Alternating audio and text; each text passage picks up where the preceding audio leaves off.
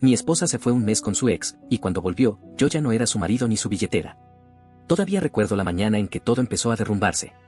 Estábamos los tres en la mesa del desayuno, cada uno metido en su propio mundo. Yo tomaba mi café como siempre, intentando espabilarme antes de salir a trabajar. Lorena hojeaba el diario con esa expresión ausente que, desde hace unos meses, se había vuelto parte de su cara. Y Camila, mi hijastra, estaba a mi derecha, pendiente del celular como si el universo entero viviera en esa pantalla. No había conversación. Solo el ruido de los cubiertos, el crujido del papel y alguna notificación del teléfono de Camila que rompía el silencio cada tanto. Hace 5 años que estoy casado con Lorena. Al principio, la relación fue intensa, cálida, casi luminosa. Pero últimamente, se siente como si algo hubiese dejado de encajar. Como si habláramos idiomas distintos o viviéramos en casas separadas aunque durmiéramos en la misma cama. Lorena arrastra un pasado duro. Su matrimonio con Héctor, su ex, fue un infierno. Él la golpeaba, la controlaba, la humillaba. Terminó preso después de un episodio especialmente violento y ella quedó hecha pedazos, por dentro y por fuera. Cuando la conocí, meses después de que saliera de esa relación, era como una sombra intentando aprender a vivir de nuevo. Nos cruzamos en una cena entre amigos. Yo no tenía planes de enamorarme, pero la escuché reír, una risa limpia, suave, y sentí, por primera vez en mucho tiempo, que alguien realmente me veía. 1 año después estábamos casados. Y con el matrimonio vino Camila, que en ese momento tenía 13. No fue fácil ser padrastro, y nunca intenté reemplazar a nadie, solo estar. A pesar de eso, había una distancia entre ella y yo que parecía imposible de cruzar. Educada, sí. Agradable, sí. Pero fría. Cerrada. En los últimos meses, Lorena había cambiado por completo. Casi no hablábamos, dormía del lado más alejado de la cama, la intimidad era un recuerdo, y siempre tenía el celular en la mano. Lo miraba a cada rato. Y lo peor, cuando yo entraba a la habitación, lo escondía. Intenté convencerme de que estaba paranoico. Que quizás eran mensajes del trabajo, del grupo de madres del liceo, de lo que fuera. Pero había señales que gritaban por sí solas. Hasta que tomé una decisión que nunca pensé que tomaría, contraté a un investigador privado. La verdad me golpeó tan fuerte que me dejó sin aire. Lorena se estaba viendo con Héctor. Con el mismo hombre que la había destruido la primera vez. Esa mañana, mientras desayunábamos, supe que algo venía. Lorena dejó el diario sobre la mesa, lo dobló con cuidado y apoyó las manos sobre él como si necesitara afirmarse para no temblar. Me miró con una mezcla rara de nervios y determinación. Martín, tengo que decirte algo, dijo. Levanté la mirada lentamente, esperando. Ella bajó los ojos, los dedos jugando con el borde del mantel como si buscara palabras que no existían. Me voy a ir 1 mes, soltó al fin. Sentí el frío subirme por el pecho. ¿1 mes? ¿Para qué? Pregunté, aunque en el fondo ya lo sabía. Tomó aire, como si preparara un discurso que había ensayado antes. Voy a quedarme con Héctor. Es su cumpleaños este mes, quiero que todo salga bien. No sé qué me dolió más, la naturalidad de su tono o la forma en que dijo Héctor como si yo no supiera quién era. Como si no hubiera sido yo quien la sostuvo después de cada crisis, de cada pesadilla, de cada recuerdo que la perseguía. Ella siguió hablando, intentando justificar lo imposible. Sé que suena raro, pero, después de todo lo que pasó, siento que es lo correcto. Yo me recosté en la silla, tratando de contener una tormenta que me quemaba por dentro. Ajá. ¿Y qué vas a hacer allá durante 1 mes? ¿Limpiarle la casa, cocinarle, acostarte con él? Pregunté sin alzar la voz, pero cada palabra salió afilada. Lorena abrió los ojos, sorprendida. ¿Qué estás diciendo? Yo no soy su sirvienta ni eso. Voy a estar ahí como su esposa. Pero no soy su esposa, respondí, apoyando la taza con suavidad en la mesa. ¿Y lo que estás haciendo, Lorena, crees que no es infidelidad solo porque me lo decís en la cara? Ella negó lentamente. No te estoy engañando porque te lo estoy diciendo. Si fuese una trampa, lo escondería. Pero te lo estoy aclarando. No cuenta como engaño. Tuve que contener una carcajada amarga. Su lógica parecía sacada de un chiste cruel. Y decime, añadí, ¿qué esperas que haga yo? ¿Quedarme acá los 30 días mientras mi esposa juega a la casita con otro tipo? Su mandíbula se tensó. Camila levantó la vista del celular recién en ese momento, como si fuera un show al que llegó justo a tiempo. Tengo cosas que Héctor puede ayudarme a resolver, dijo Lorena, esquivando mi mirada. Yo ya había visto los mensajes. Los videos. Lo que ella llamaba ayuda era otra cosa. No dije más. Solo dejé que el silencio se volviera pesado. El ambiente estaba tan tenso que parecía partirse cuando me giré hacia Camila. ¿Y vos qué opinás? ¿Te parece bien que tu madre arriesgue su matrimonio así? Pregunté. Camila sonrió, esa sonrisa altanera que usaba cuando quería dejar claro que yo nunca fui parte de su mundo. Mi mamá tiene derecho a hacer lo que quiera. No es tu dueña. Y si quiere estar con Héctor, está perfecto. Sus palabras fueron un golpe certero. Frío. Calculado. Sabía todo. Estaba de acuerdo. Incluso iba a ir con ella. Respiré hondo. Después levanté las manos. Perfecto. Hagan lo que quieran. Lorena sonrió con un triunfo silencioso que dolió más que cualquier grito. Pero yo no había terminado. Solo una cosa, dije con calma, vamos a firmar un documento de separación de 30 días. Durante ese tiempo, no soy responsable de vos ni de Camila. Económicamente ni de ninguna manera. Y yo también seré libre de hacer lo que quiera. El silencio que siguió fue absoluto. Y ahí fue cuando todo empezó realmente.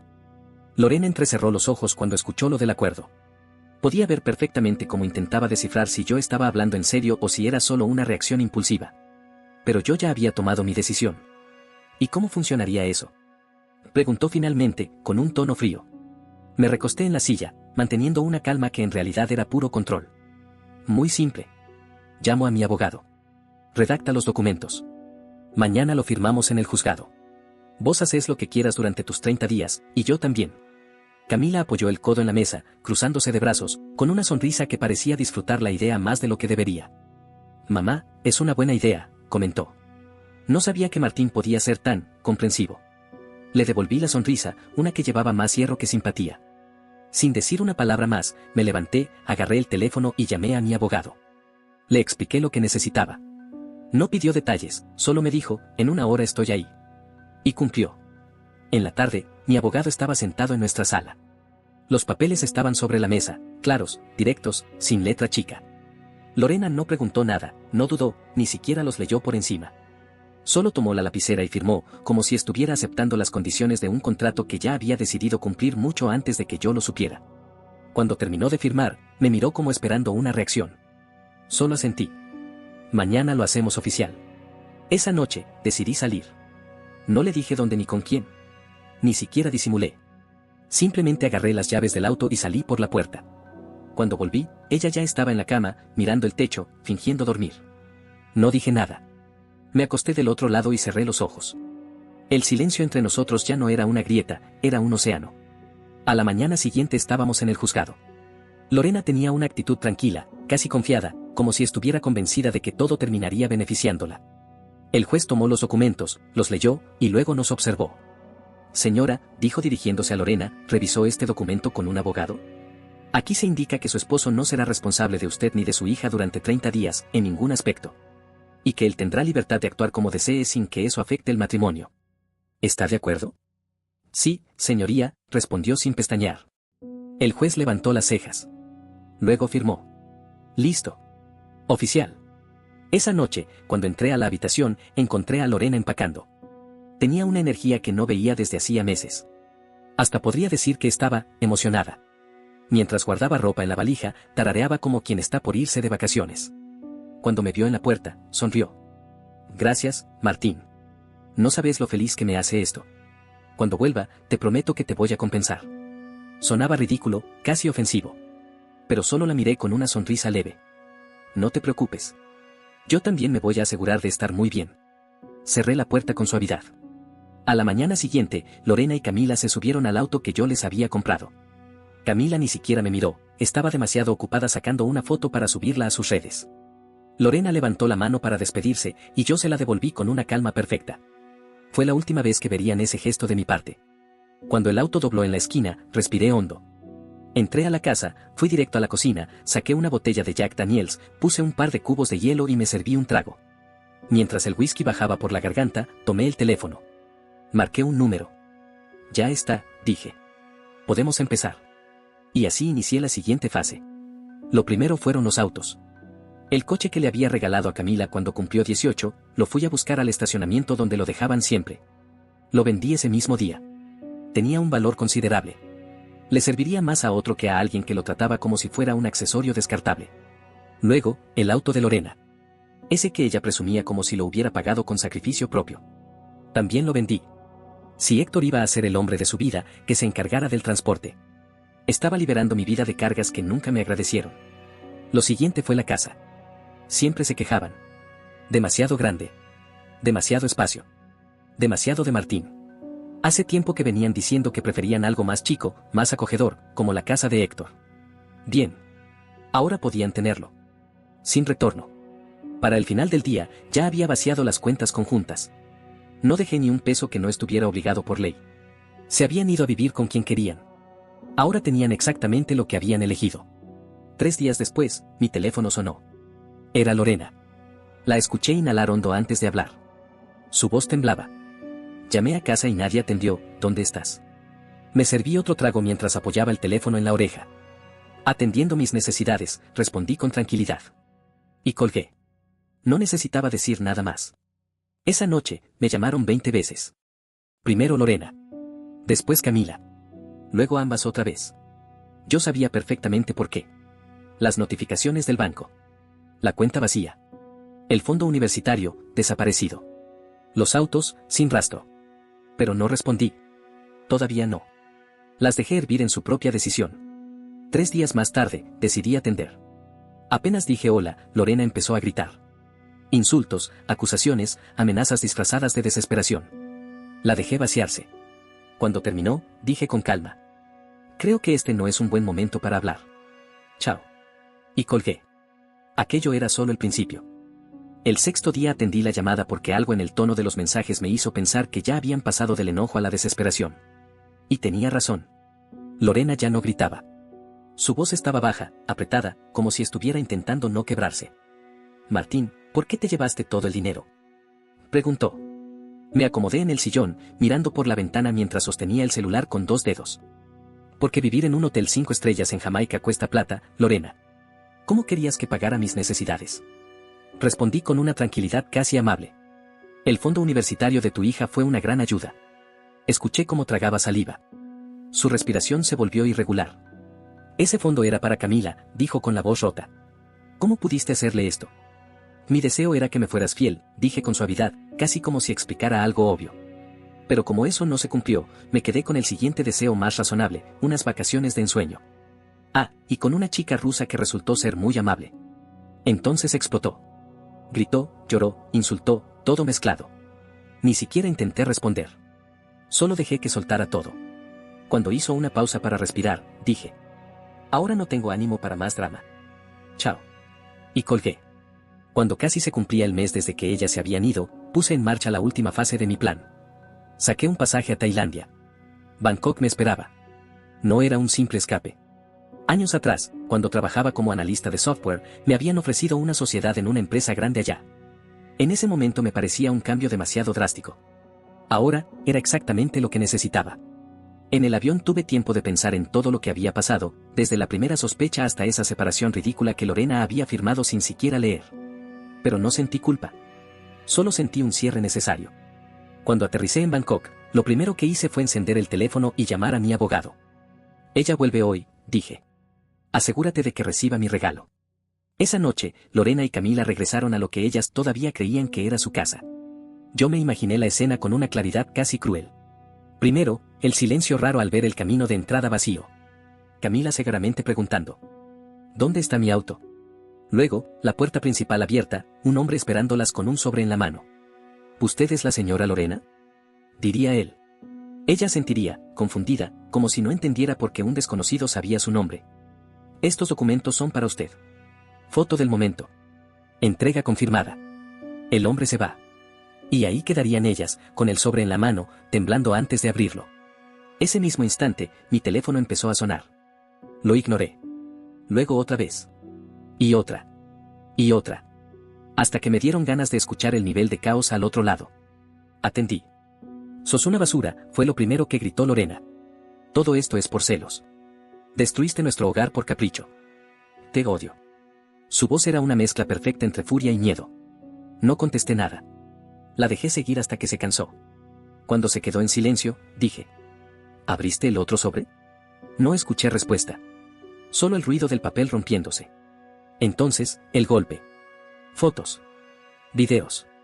Marcas de tiempo. Ella con Héctor incluso antes de firmar la separación. ¿Vos sabías todo esto? Preguntó finalmente, con la voz hecha pedazos. Desde la primera vez, respondí sin emoción. Hubo un silencio denso, casi húmedo, como si estuviera llorando sin atreverse a sollozar. Ya que decidiste hacer tu cama, Lorena, me aseguré de que pudieras dormir en ella, agregué. Cuando elegiste la infidelidad, terminaste nuestro matrimonio. No voy a elegir entre un matrimonio muerto y unas vacaciones pagadas con alguien más interesante. Ella trató de interrumpir con insultos, pero seguí. Ah, y el divorcio se va a tramitar por adulterio. Dejé algo de plata en la cuenta conjunta. Espero que te alcance para empezar de cero. La rabia volvió de golpe. No dejaste nada para Camila, gritó. ¿Cómo va a ir a la universidad? ¿Es mi hija? Pregunté, con un tono gélido. Que su padre se encargue. Héctor era el hombre perfecto, ¿no? Otro silencio. Otro golpe. Entonces escuché como otra voz tomaba el teléfono. Camila. Vendiste mi auto, dijo con un temblor desesperado. Te llevaste mi fondo universitario. Vendí mi auto, corregí. Y el fondo también era mío. Y vos dijiste que tu mamá tenía derecho a hacer lo que quisiera. Bueno, yo también. Y colgué. No había nada más que decir. Días después, supe por mi abogado que Lorena intentaría pelear el divorcio. Afirmó que yo sabía todo desde el inicio, que lo había aprobado, que la había alentado a pasar el mes con Héctor. Mi abogado desarmó todo en 10 minutos. Las fotos. Las marcas de tiempo. Los movimientos bancarios. Los registros legales. Todo impecable. Sin una grieta. El juez, aunque con cara de pocos amigos, aprobó el divorcio y cerró el caso. Lorena intentó pedir manutención para Camila, pero al no ser mi hija adoptiva, la solicitud se rechazó en el acto. Game over. Un mes después, mi madre me escribió. Breve, directa, como siempre. Se mudaron con Héctor. Está igual que antes. Vos ya sabés cómo. Lo supe. Bebidas. Gritos. Golpes. Ella había vuelto exactamente al infierno del que yo la había sacado.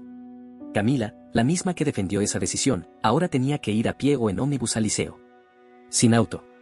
Sin fondo universitario. Sin comodidades. Todo lo que daban por hecho, ahora era un recuerdo. ¿Y Héctor? Bueno. Héctor quería una familia. Ahora la tenía. Y debía mantenerla solo. Cada uno terminó con lo que eligió. Porque a veces, cuando insistís en un deseo, el universo te lo concede. Pero no como soñabas, sino como realmente es. Después del fallo final del juez, sentí algo que no había experimentado en meses: silencio. Un silencio diferente al de antes. No era tenso, no era incómodo. Era limpio. Un silencio de cierre. Yo seguía en Bangkok, instalándome de a poco en una ciudad que parecía demasiado viva para dejarme pensar demasiado en el pasado. Firmé contratos, conocí a mi nuevo equipo, empecé a moverme entre reuniones y noches largas en calles llenas de luces y aromas raros. Y por primera vez en años, sentí que mi vida me pertenecía. Mientras tanto, en Uruguay, los hilos sueltos empezaban a tensarse solos. Lorena y Camila se habían mudado con Héctor, pero la convivencia duró poco antes de que volviera a repetirse el mismo ciclo de siempre: control, celos, insultos. Lo que antes era una advertencia, ahora era rutina. La fantasía que Lorena se había contado a sí misma se derrumbó en menos de una semana. Y Camila. Camila fue la que lo vivió más crudamente. Acostumbrada a tener todo, pasó a tener nada. De un auto propio, a caminar varias cuadras hasta la parada del ómnibus. De un fondo universitario asegurado, a preguntarse si podría estudiar algo. De una casa enorme, limpia y silenciosa, al desorden y olor a alcohol que Héctor dejaba en cada rincón. Lo supe por mi madre, que era una especie de antena que captaba toda noticia del barrio.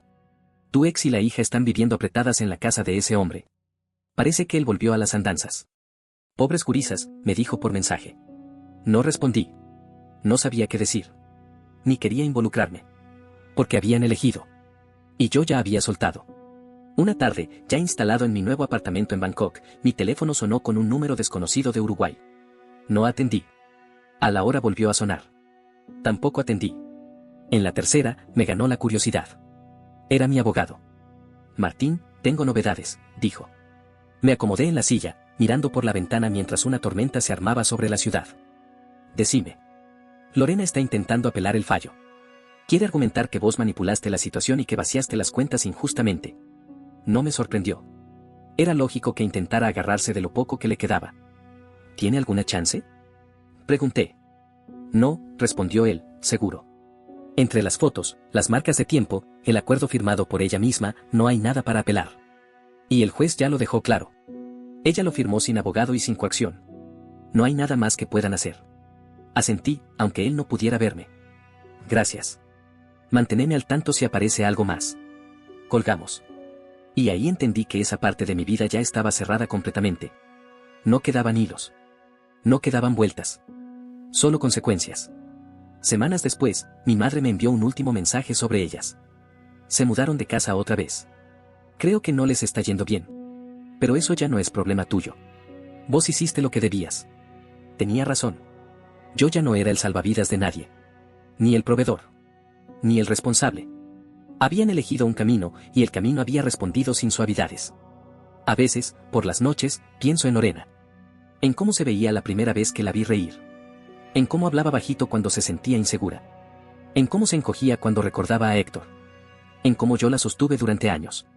Y pienso también en el momento exacto en que decidió traicionar todo. No me alegro de lo que está viviendo. No me da placer imaginarla sufriendo. Pero tampoco siento culpa. Porque la verdad es simple. Cada uno paga el precio de sus decisiones. Incluso cuando el precio llega tarde. Incluso cuando quema. Y yo, por primera vez en mucho tiempo, estoy viviendo una vida que no gira alrededor de nadie más. Ni de sus traumas. Ni de sus deseos. Ni de sus decisiones. Solo la mía. Una vida nueva, limpia, lejos de todo lo que alguna vez sentí que me hundía. Y aunque no lo diga en voz alta, sé que no necesito nada más. El primer mes en Bangkok pasó rápido. Entre reuniones, nuevas responsabilidades y el desafío de adaptarme a un ritmo totalmente distinto, no tuve tiempo para mirar atrás. Y, aún así, había momentos, pequeños, fugaces, en los que mi mente volvía a Uruguay sin pedir permiso. A veces me preguntaba cómo estaría Lorena. O qué cara habría puesto Camila cuando entendió que nada volvería a ser como antes. Pero esos pensamientos ya no dolían. Solo pasaban, como sombras que cruzan una pared iluminada. Una tarde, mientras caminaba por el mercado flotante con un café helado en la mano, me llegó un correo de mi abogado. Lo abrí sin ninguna prisa. Asunto cerrado definitivamente. No habrá más audiencias. 2 líneas. Suficientes. Guardé el teléfono en el bolsillo y seguí caminando. No sentí alivio, porque ya me había liberado mucho antes. Tampoco sentí victoria. Lo único que sentí fue, final. Un final que había tardado en llegar, pero que por fin estaba escrito. Semanas después, recibí un mensaje inesperado. Era corto, sin nombre, sin despedida. Te equivocaste con nosotras. Ojalá algún día te des cuenta. Lo leí una vez. Luego otra. No supe si era Lorena o Camila. Pero tampoco importaba. Mi respuesta fue simple. No respondí. Porque no tenía nada más que explicar, ni justificar, ni revivir. Ellas eligieron creer que yo era el enemigo. Eligieron aferrarse a una historia que nunca existió. Eligieron ignorar todo lo que yo hice por años. Y ahora estaban pagando el precio de sus propias decisiones, no de las mías. Con el tiempo, me llegaron más noticias por mi madre. Cortas. Neutrales. Héctor volvió a perder el trabajo. Lorena anda golpeada otra vez. Camila dejó el liceo un tiempo. Dicen que se fueron a vivir a lo de una tía. No sé si están bien. Yo solo respondía. Entiendo. O simplemente. Gracias. Y seguía con mi día. No por falta de compasión, sino porque ya no podía salvar a quienes no querían salvarse. Un día, sentado frente al mar antes de entrar a una reunión, pensé en algo que nunca había dicho en voz alta. No me arrepentía. No me arrepentía de haber tomado distancia. De haber puesto límites. De haberme elegido a mí por primera vez en mucho tiempo. Porque, cuando Lorena dijo que se iba un mes con su ex, algo dentro de mí murió. Y cuando firmó aquella separación sin leer, algo dentro de mí se apagó definitivamente. No se trató de venganza. No se trató de orgullo. Fue supervivencia. Fue entender que no podés salvar a alguien que corre directo al fuego, y encima te arrastra con ella.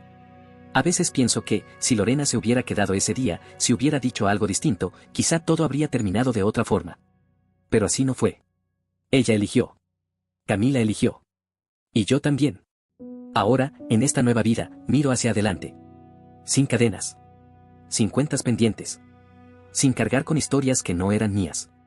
Termino esta etapa con una certeza. No siempre podemos decidir lo que otros hacen. Pero sí podemos decidir qué hacemos con lo que nos hacen. Y yo elegí soltar. Elegí empezar de nuevo. Elegí no volver atrás. Y esa, al final, fue la decisión que me salvó. No olvides dejar tu opinión en los comentarios, dejar tu like y compartir este video.